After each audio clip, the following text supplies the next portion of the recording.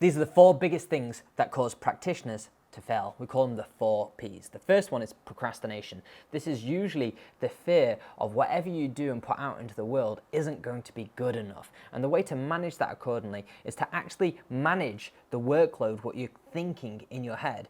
You can go through the 4 Ds, which basically where we look at the workload, we can look at do it now, defend, delegate, and delete. And that way we can look at your capacity of what you have to ruminate on and think about, and it actually means the energy what you can apply to the task is going to be stronger, and you're going to have more energy and more time, which gives you more confidence in the output.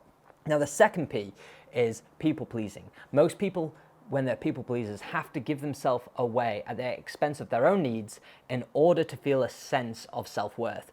But the reality is, when we look into the economics of value, it's really limited supply which increases the demand. So when we look at people pleasing, if you limit your supply with appropriate boundaries in terms of communication, lines of communication, topics of communication, times of communication, you ultimately increase the perceived value of your service. So it's a bit of a paradox. Now the third one is perfectionism. Most perfectionists say that they are trying to do the very best work for the clients, but realistically, the clients just need to get a result now. They don't need to get the very best result, they just need to stop being in pain.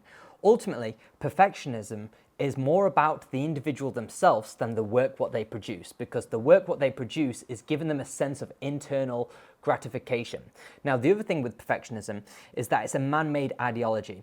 It's almost egotistical to think that God, nature, the world, the universe created all these things and it wasn't perfect, and we have the power to change it to make it even better. So it's a bit of a man-made ideology there.